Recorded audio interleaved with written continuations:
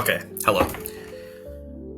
So this is going to be ranking every UFC pay-per-view of 2025 so far. So there's been 9 pay-per-views so far this year, and I'll make another video at the end of the year. So first of all, we have going in order. We have at the start of the year Makhachev versus Sorokin 2, which is a bit of a lie because it was Makhachev versus Moicano. Now, I'm gonna put this in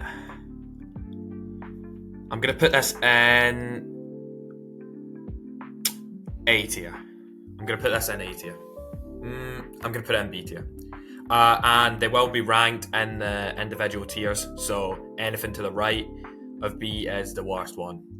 Okay, UFC 311 Makhachev versus Moicano.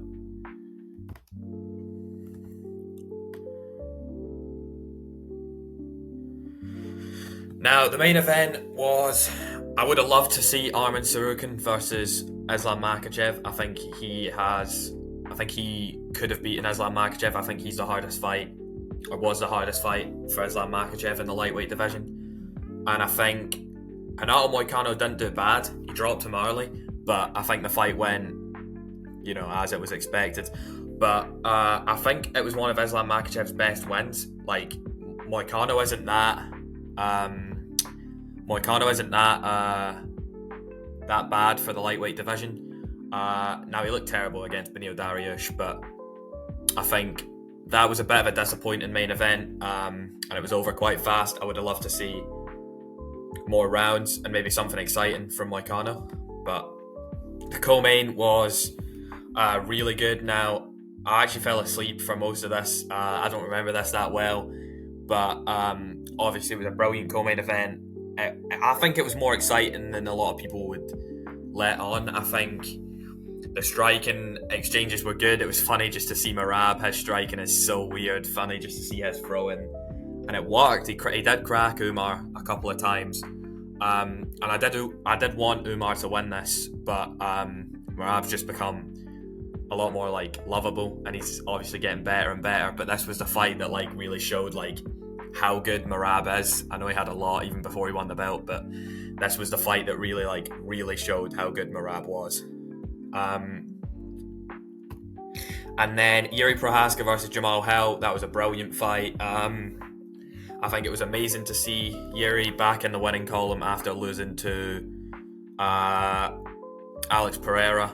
And it was just brilliant to see. Not the biggest fan of Jamal Hill, but Jamal Hill's he's not the best, but this was a brilliant performance from Yuri. Jelton Almeida versus Sergey Spivak. Kevin Holland versus Reiner de Ridder. I really thought Kevin Holland would get this done. Peyton Talbot fraud checked by Ione Barcelos. That was funny to see, but I would have wanted Peyton Talbot to win. But now he's just won against Felipe Lima, so that was a brilliant win for him. But Azamat Bekoev, Bogdan Guskov. That Bogdan Guskov versus Billy Alakana was a dumb fight because Billy Alakana was winning. He was winning the first round quite easily. Bogdan Guskov looked terrible, and then he cracks him and obviously gets the submission.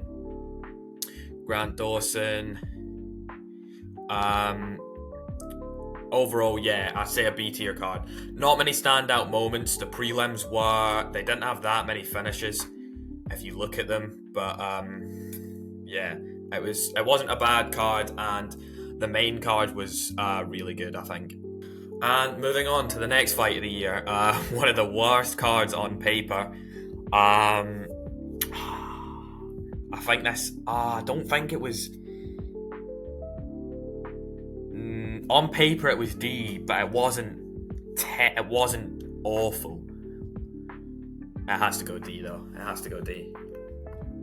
So looking at the card for D, obviously the main event, I would have wanted Sean Strickland to win. Dricus du Plessis, that's probably his best performance, I'd say. Even though he got the submission over Israel Adesanya, that's probably his best performance. As the first fight was really close, and the second fight wasn't. He made that a really dominant performance. I think I only gave Strickland maybe one round watching that, and even then it was barely even.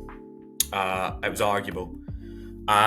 But yeah, it was actually a decent fight. It wasn't like a war, like they were saying before the fight. It was going to be a war. But a lot of grit from Strickland to stay in that. He broke his nose and he stayed in it. But yeah, just a dominant performance from Du Plessis. And then Zhang Weili bullied Tatiana Suarez for 5 rounds. Not close, I don't think. Tatiana Suarez was the favourite for that. I'm not sure how. Zhang Weili is a very, very dominant champion, and that performance was brilliant. Talison Teixeira, I think that was the elbow he got over Justin Tafa. I was just happy that was over fast, to be honest. It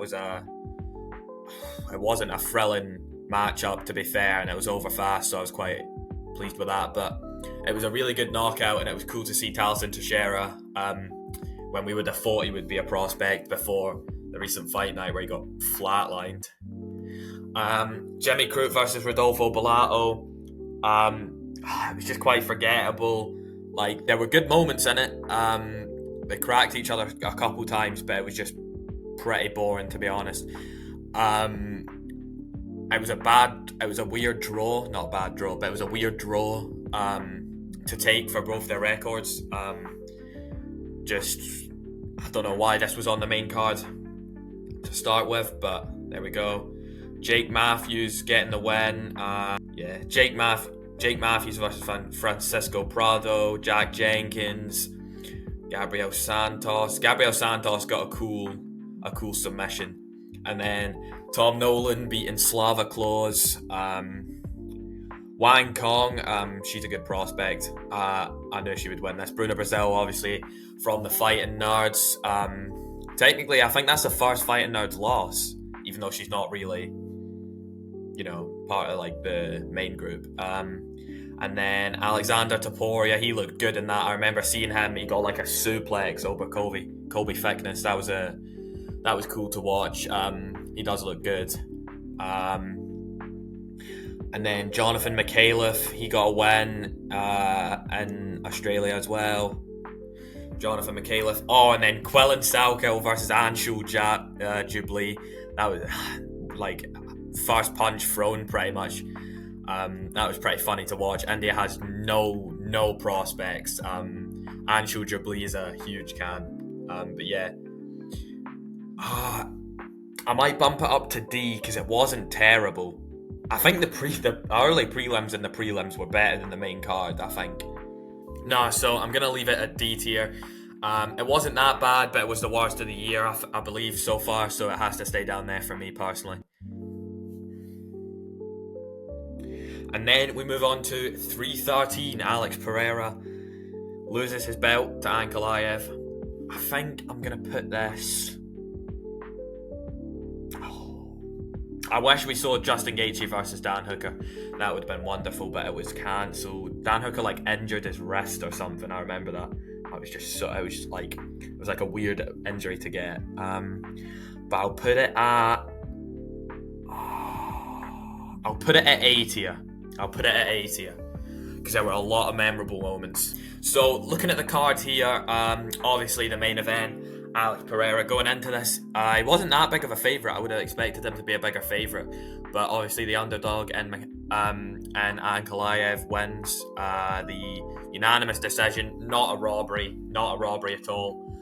To be fair, I didn't see anyone saying it was a robbery. It wasn't that close. I think I gave maybe 2 rounds to Pereira.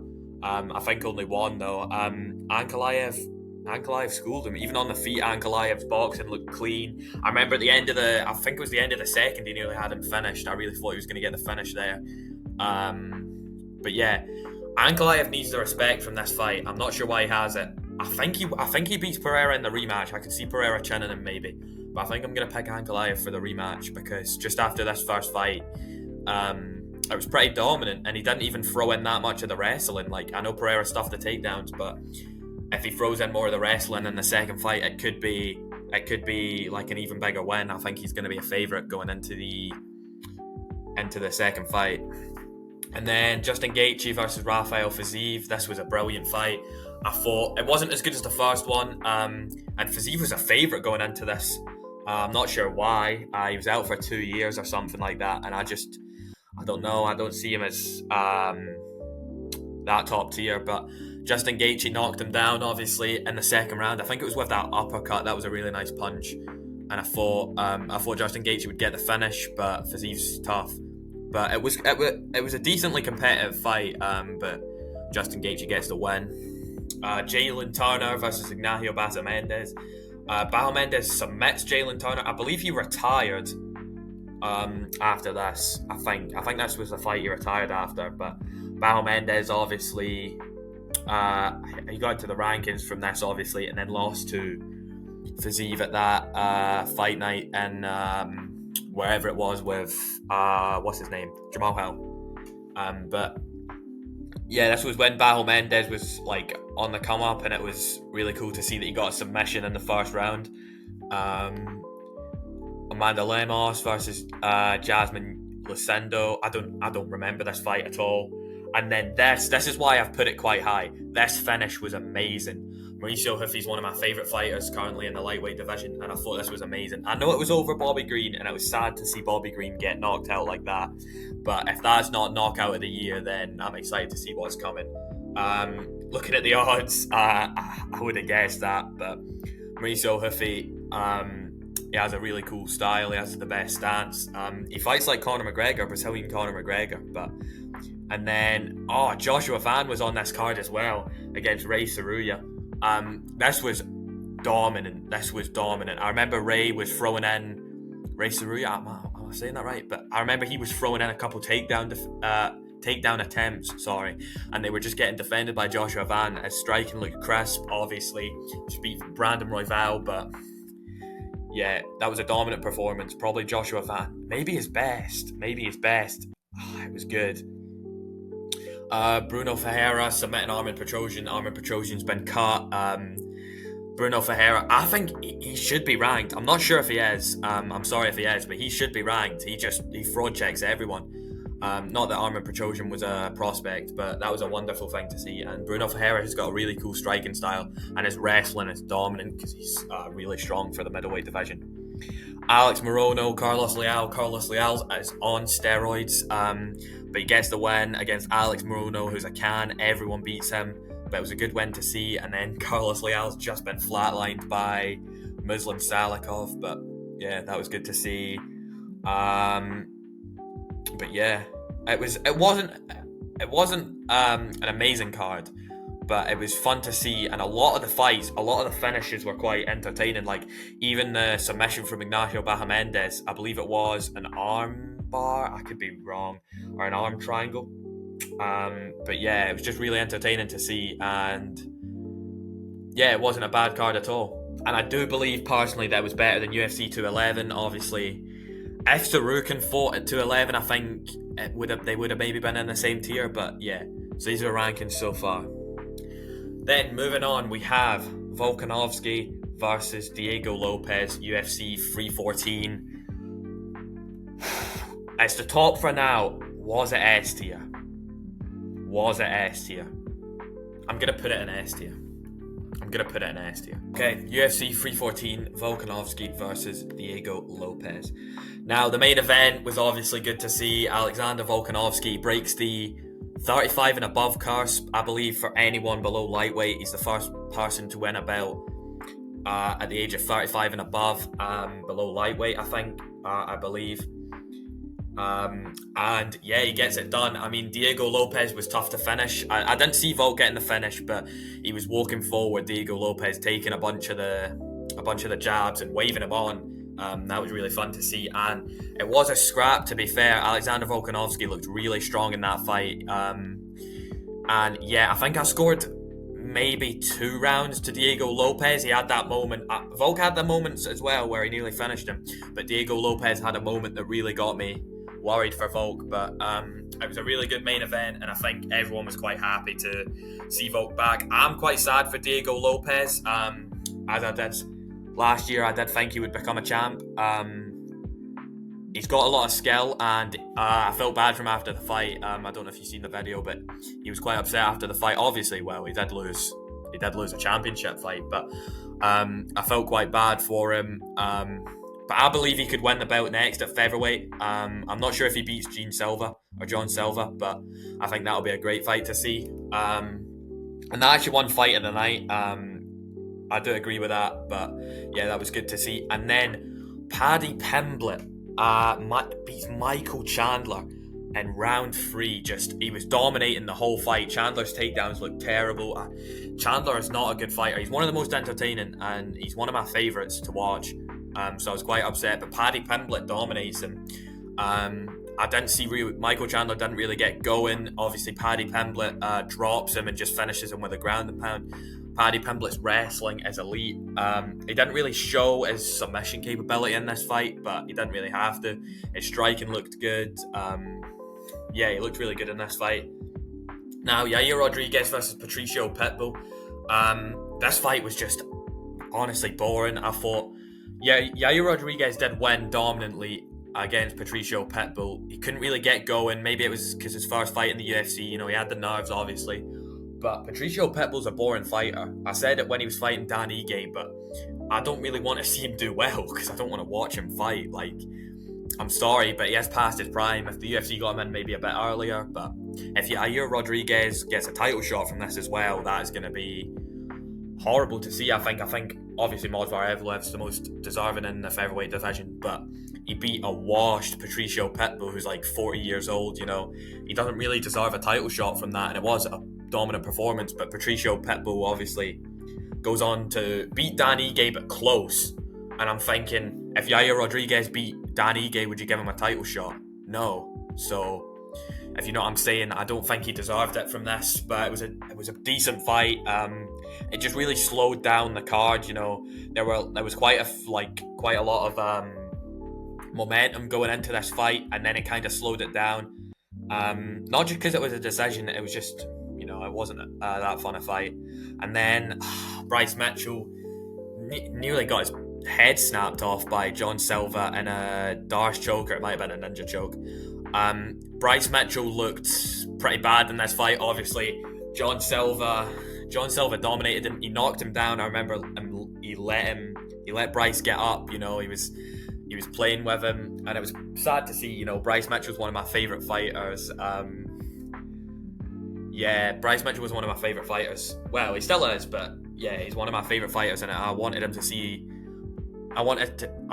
him throw check John Silva. But obviously it didn't happen. But this was a people's main event, the hype for this fight. And I picked Bryce Mitchell. I thought he looked so confident. In the press conference, he has a bunch of brilliant lines, but John Silva showed levels, to be honest. But John Silva's, I think, one win away from a title shot. And when you look at Bryce Mitchell's record, he's only really lost to elite fighters, and he's just got that good win over Said Nurmagomedov. So, but yeah, it was sad to see Bryce Mitchell lose again after his win against Cron Gracie. But Dominic Reyes against Nikita Krylov. Now, I picked Krylov for this fight, but and he was a favourite. But obviously, Dominic Reyes first round flatline KOs Nikita Krylov. It was just an amazing counter hook. Just brilliant to see. Dominic Reyes back in the winning column. Obviously, he beat John Jones, and it was good to see, But neither of them have a good hairline. But yeah. And then Dan Ige versus Sean Woodson. I remember Sean Woodson coming into this was a big prospect. He just came off the knockout against Anthony Padilla. I believe that was his last fight. And Dan Ige, he's 8-0 now, I think, against ranked people, but he just fraud checks a bunch of prospects. But it was a decent finish. I believe it was a ground and pound finish. And the ref, I remember he should have stopped it earlier. I think I could be thinking of another fight, but it was a decent fight. Yang Xiaonan, Virna Jandiroba. Obviously, Virna Jandiroba, I believe, should be getting a title shot from this fight. This was a good win. Yang Xiaonan was, she's a vicious fighter, but Virna Jandiroba showed levels here. Chase Hooper beating Jim Miller, obviously the veteran. That was good to see. Darren Elkins versus Julian Erosa. Cedric Dumas gets knocked out. Suma Derji. Quite good name value. Marco Tulio gets the brilliant win over Tressie Gore. Marco Tulio is one of the most underrated unranked middleweights. I could see him going on and doing well in the rankings at middleweight. He's huge and he's got a really cool fighting style. So yeah, I think that was a really good card to see, and I put it as S tier, the best of the year so far. And then we go on to UFC 315. Now, a lot of people didn't like this card, and I loved it. Obviously, I wanted JDM to win, but other than that, I still think it was a brilliant card. I'm putting UFC 315 at A tier, and I'm going to put it above Pereira and Kalaev. I believe UFC 315 is the third best card we've had this year. Belal Muhammad versus Jack Della Maddalena, UFC 315. Now, Belal Muhammad had one of the worst game plans going into this fight. I know he shot a couple takedowns, but he didn't shoot takedowns in the first round. He was saying, he had Canelo hands, and I think he was a bit too confident in his boxing. He had a weird style, but it was working. It was working quite well against Jack Della Maddalena. But Jack Della Maddalena's top 2 boxers, top 3 boxers in the UFC. I think the only people that beat him are obviously Ilia Topuria and Petr Yan. But I think Jack Della Maddalena's in an unlucky position after this fight, because obviously Azam Makhachev moves up and he's in the most contested division. But enough about that. I think this fight was brilliant. It was probably my favourite main event of the year. I think it was a firefight. Like, I was nervous throughout the whole fight. Belal had his moments, but Jack Della Maddalena's takedown defense looked elite. His sprawls and the way he reversed some of the takedowns were lovely to see. Obviously he'd been practicing, because I thought he'd get out wrestled by Belal Muhammad. I thought he'd get a bit wrestle fucked by Belal Muhammad. I thought he'd just get held down. But if boxing just looked crisp, and he had that moment, I think at the end of the 4th round, maybe the 5th round, where he nearly finished. I thought he was going to get the finish over Belal Muhammad, but yeah, it was a good fight to see. And now the division's actually interesting, because we don't have a decision machine as a champ. But I do like Belal; he's a good guy. But that was good to see. Valentina Shevchenko, unanimous over Manon Fiorot. It was a decent fight. Obviously, I think Manon had her moments, but Valentina Shevchenko is just a much more well-rounded fighter. And yeah, I believe that was a decent fight. And then Jose Aldo versus Ayman Zahabi. Now, I don't like Ayman Zahabi, not just because he beat Jose Aldo. Something about him, he just annoys me really. But this was a good fight. Now, people were saying robbery. I don't think so. Obviously, Ayman Zahabi had in moments, first 2 rounds. And in the 3rd round, he cut open Jose Aldo, held him down. And people were saying robbery because Jose Aldo had that knockdown followed by a kick. That was a really cool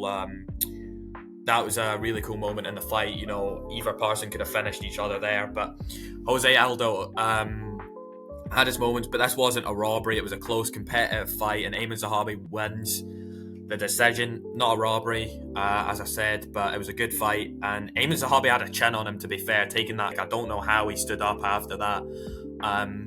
But yeah, it was a good fight. And then Alexa Grasso gets the win over Natalia Silva. Benoit Saint Denis, good submission. Mike Malott wins. Obviously, this is in Canada, so they were going crazy against Charles Radke. Good he didn't win. Thank God he wasn't on the mic again. But Jasmine Judavicius wins. I think she's one win away from a title shot. I know she only beat Jessica Andrade, but it was a really dominant performance, obviously. Navajo Sterling, he was a big prospect coming into this fight, and this fight was awful. This fight was Navajo Sterling nearly lost to Ivan Arslan. This fight was terrible. And yeah, I lost a bit of his hype from me, to be honest. Marc-Andre Barrios had the disgusting knockout over Bruno Silva. The elbow against the cage, Bruno Silva.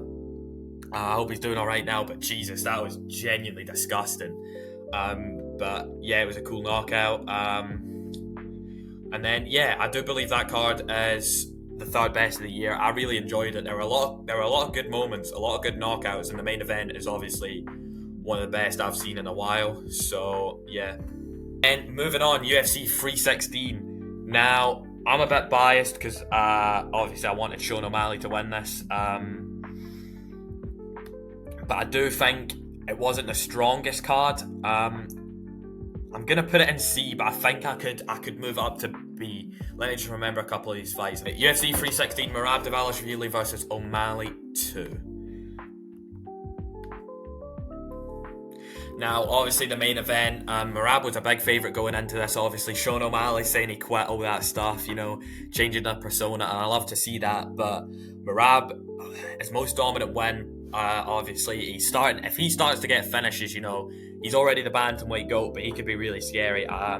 Piotr Jan might get the rematch against him and Sandhagen, but I don't see either of them beating him, to be honest. Like, Piotr Jan got dominated the first time, and Sandhagen, I think, would lose to O'Malley, so... But that's going to be a fun fight. But anyway, this was... it wasn't close. Sean O'Malley, he got outstruck in the second round as well. He had like 2 strikes. Merab had like 42 from the ground strikes. His knees were just amazing, obviously, to O'Malley's body. He just doesn't get tired. Like, I don't see anyone beating Merab, and this was a really dominant win, but an upsetting one to watch. And then Kayla Harrison Kimura over Juliana Pena, round 2. Easy fight to pick, obviously. Juliana Pena doesn't ever look like she's trained in her life. One of the worst women fighters to become champion, I believe. But Kayla Harrison gets the Kimura over her. Really, really dominant. I could see Kayla Harrison being a really dominant champ. Obviously, Amanda Nunes is supposed to come back and fight her. I think Kayla Harrison beats her. But the submission was cool. It was cool to see a Kimura, and that fast. I was happy because it's normally a 25-minute piss break. But it was cool to see a Kimura early on, and it wasn't a bad fight. The first round they didn't really get going. It took a while, but Kayla Harrison's takedowns looked brilliant. And then Kevin Gastelum versus Joe Pyfer. Joe Pyfer should have got the finish. Kevin Gastelum's chin looked brilliant, but Joe Pyfer, I don't like him that much, man. He's not he doesn't go for much. He doesn't he drops someone, he just then he plays it slow. He's like, I've dropped him, I'll win the decision. But, I think he should be going for more stuff. He's got heavy hands. But yeah, it was a pretty fun fight, to be fair. Mario Batista, Patchy Mix. Patchy Mix looked awful in this fight. Maybe it was his nerves, but didn't have any head movement. He just stood there, didn't throw in any takedowns for a guy that's supposed to be a wrestler, PFL champion, and Mario Batista schooled him. But it was a decent fight to see. Patchy Mix just, I don't know, it was funny just watching him, the way he just stood there and he didn't move his head. It was just funny to watch. But yeah, pretty sad fight. I wanted to see Mario Batista get flatlined or just submitted, but yeah. And then Kevin Holland, Darce chokes the Darce Knight out. This was brilliant to see. Obviously gets the Darce choke over Vicente Luque, big prospect. This was Kevin Holland's 3rd fight of the year, I believe. Maybe second, but it was a good fight. He obviously gets the submission quite early. Vicente Luque couldn't really get going on the ground or on the feet, and Kevin Holland obviously takes the win.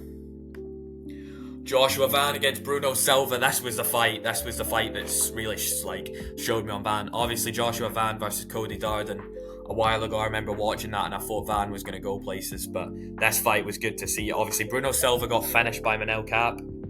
And pretty much the same exact way. Joshua Van minus 750 favourite, but it was cool to see his boxing just looked elite. Bruno Silva couldn't get going. Joshua Van's a crafty striker.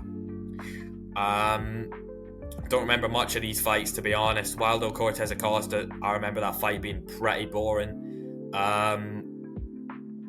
But yeah, Quillen Salkeld gets another win over Yanal Ashmouz, and people are obviously saying Quillen Salkeld, he beats an Indian and then he beats an Israeli, you can make of that what you will, but Quillen Salkeld, I actually really like him. I think he looks good.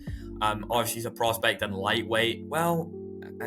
He's a prospect and lightweight, so I'm not sure where he goes from here, but he gets a good win over Yanal Ashmouz. He used the grappling a lot as well in this fight, and I think his grappling looked quite clean, his wrestling looked good, so that was good to see. So yeah, this is a solid C tier card. I might bump it up to B because of the moments, and I will. I think the moments weren't that bad, and it was quite a fun card and quite a bit of name value when we were looking at the card. So yeah. And then Topuria versus Oliveira. Obviously, I think this is the best card so far. Okay, UFC 317, Topuria versus Oliveira. International Fight Week card, so this was stacked. Obviously, it was sad to see Charles Oliveira flatline KO'd. Obviously, he was already going down, and then Ilia Topuria hits him with another hook.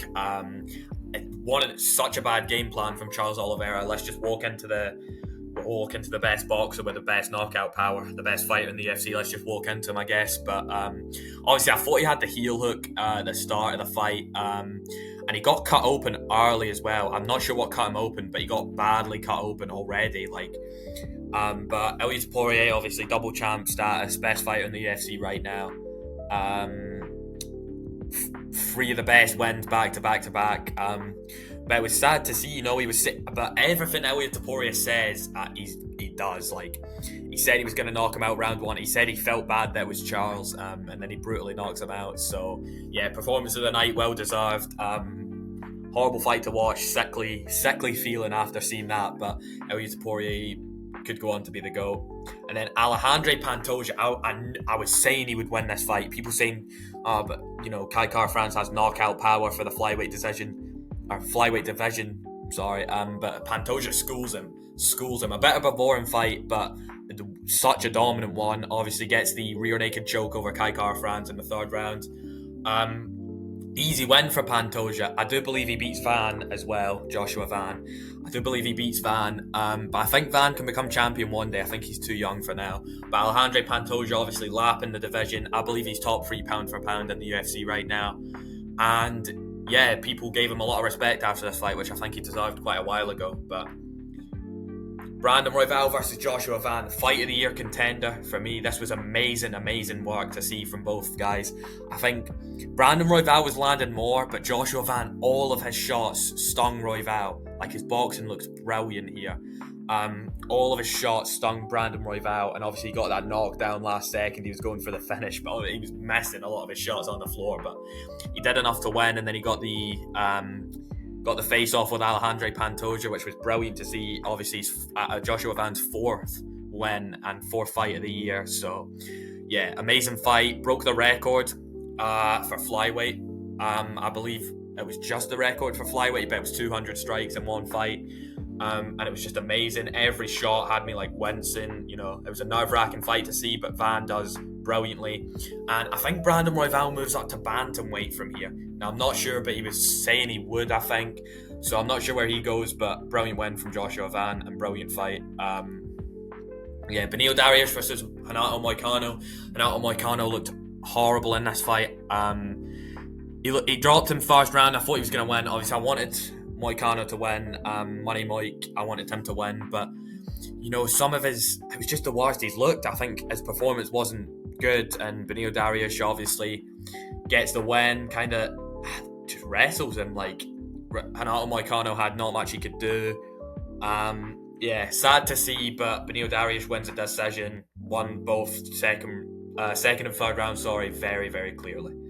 Peyton Talbot versus Felipe Lima. Now, Felipe Lima put himself in bad positions this fight, but I still believe he's a good prospect. But Peyton Talbot looked amazing in this fight. He kind of flops between having brilliant takedown defense or horrible takedown defense against Jaime Barcelos. But it was a fun fight, crafty strike, and the wrestling was entertaining.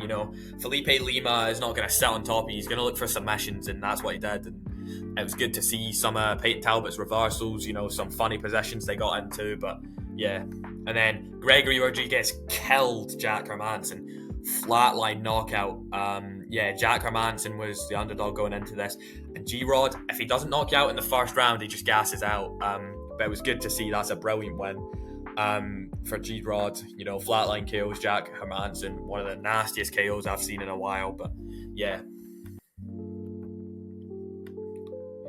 Hydra Mel, this big prospect, comes in and gets kneed in the face by Jose Delgado. Lovely knockout. Instantly in the first round. I thought Hydra Mel would win this. He wasn't even a favourite for this, but he was a big prospect coming into this fight. So yeah. Obviously Tracy Cortez getting the win. Terrence McKinney gets the it was a guillotine, I believe, over Slava Klose Vyacheslav Borges. I remember the end of this fight was really funny. I couldn't stop laughing because as he was losing, Slava Klose, he had his Santa hat on, after just getting brutally choked out by T-Rex. But yeah. Nico Price gets fed to the dogs. So yeah. And then UFC 318. I might put this below... No, I can't, because it's Dustin Poirier's retirement. I can't.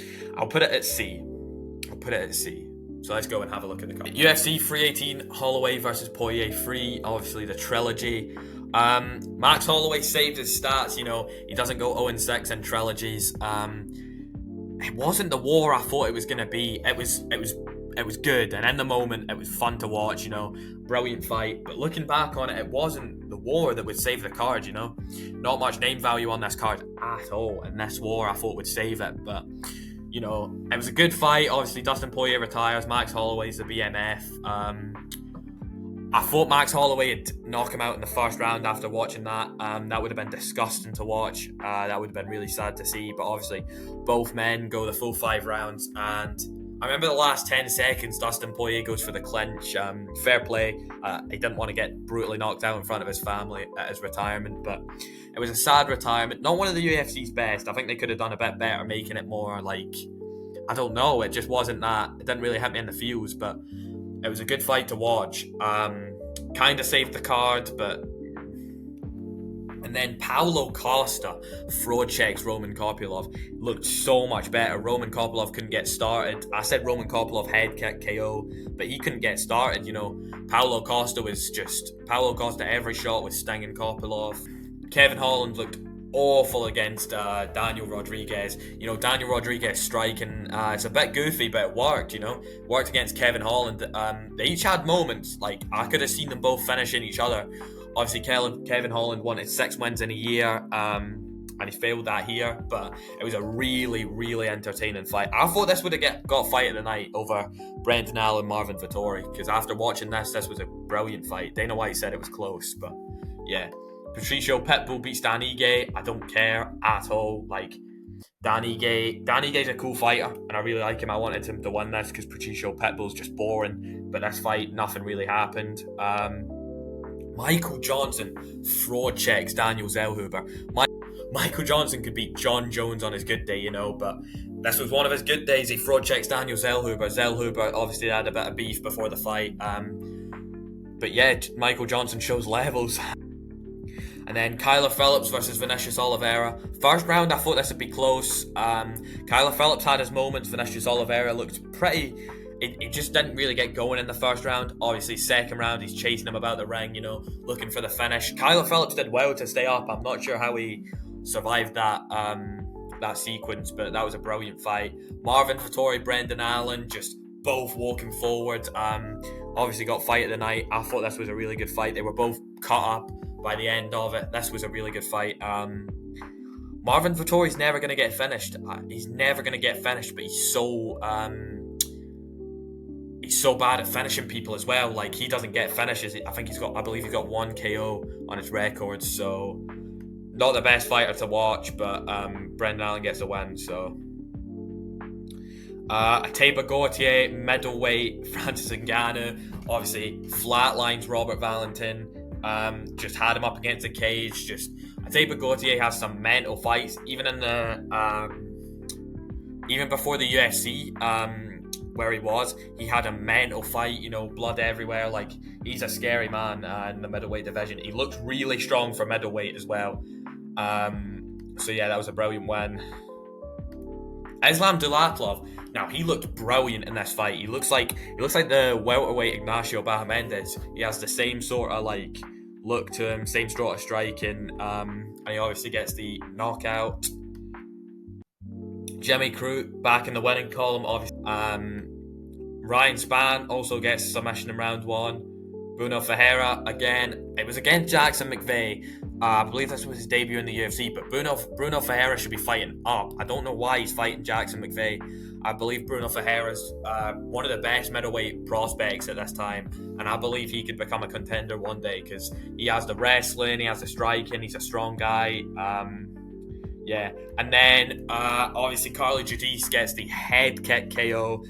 This was really cool to see. Obviously, women's MMA doesn't have the most KOs, but Carly Judice gets the round 1 head kick. So yeah, that was that was a fun knockout to see. So yeah, guys, that's my ranking of all the UFC pay-per-views so far this year. I'll make an updated list when, obviously, at the end of the year, when the other half of the pay-per-views have come out.